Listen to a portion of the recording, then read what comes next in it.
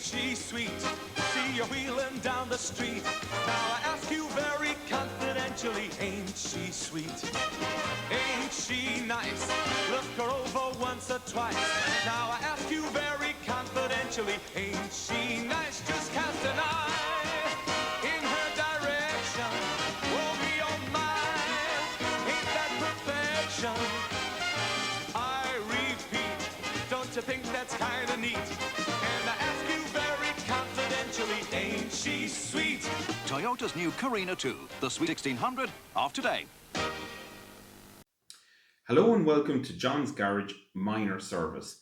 As you know from the previous video, every fortnight we're going to take a car featured in John's Garage and give a little bit more of an in-depth look at the history of the model featured. So don't forget, if you would like your car to feature in John's Garage, or if you have a particular skill or business which you'd like to highlight to classic and specialist car owners to help them keep their cars running right and looking well, please contact me via the email address linked below under the video. On this week's video, we're going to take a more in-depth look at the fourth generation of the unbreakable Toyota Carina. So let's get cracking.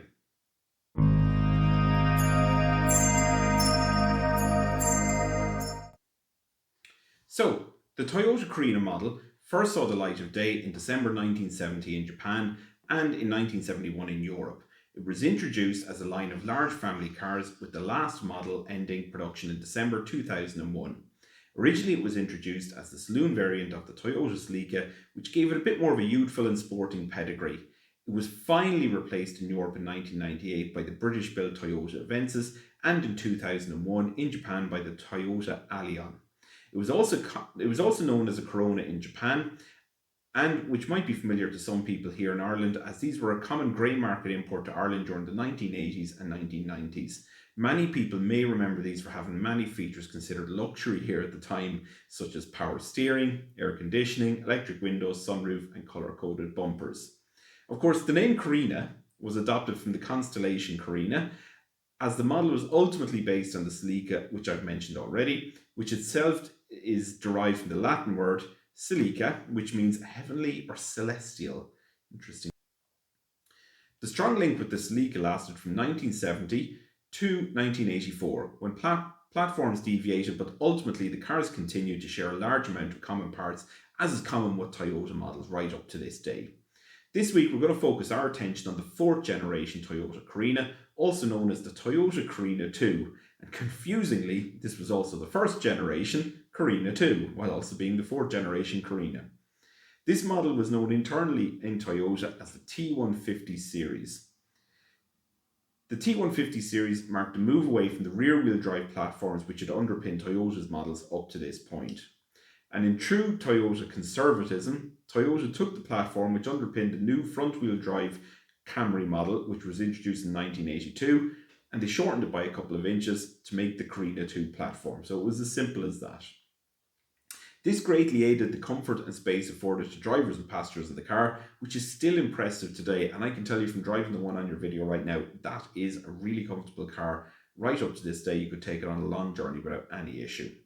The Carina II itself became available in the UK and Ireland from April 1984 and in other European markets soon after that.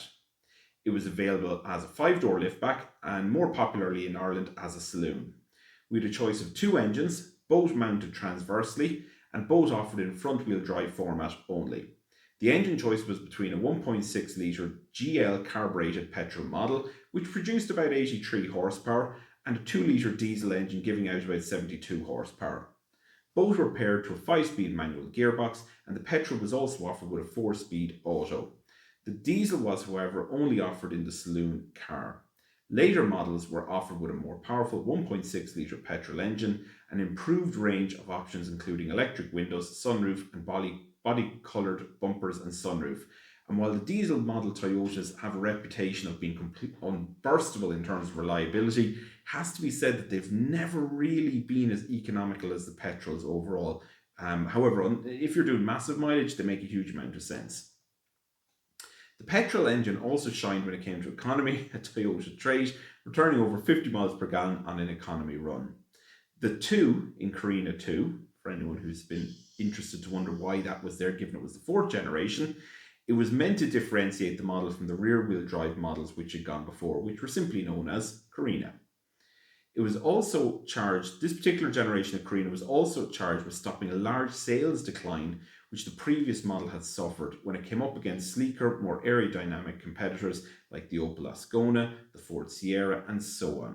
Luckily for Toyota, it succeeded with a sales increase in the UK alone of 17% over the previous model.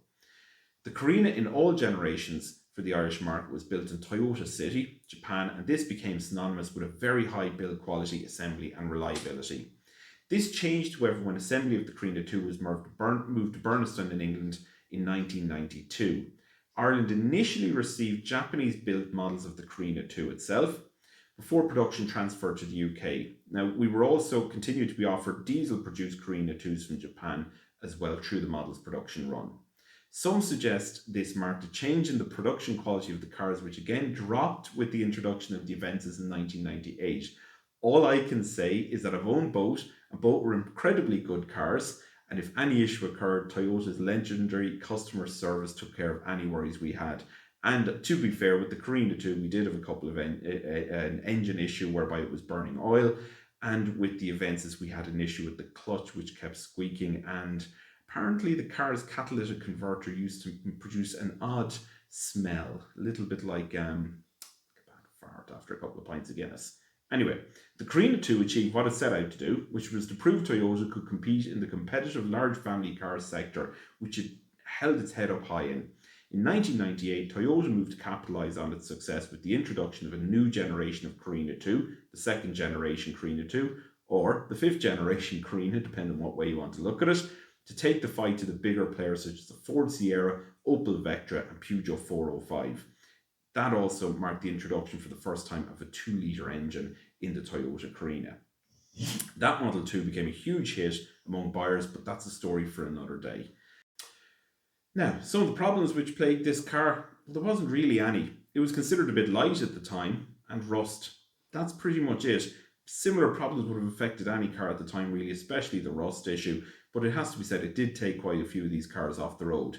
Another factor which played, I suppose, a role in the demise of the Carina II as it became a little bit older was the scrappage scheme introduced in 1995 here in Ireland, where essentially cars which were worth nothing were given a generous scrappage scheme allowance towards the new model. So that ultimately brought about, I suppose, the demise of a lot of these. But again, that and rust. Other than that, most of these cars met their end when they were simply driven into the ground. They'd covered too many miles and just hadn't been looked after well enough as they got a little bit older.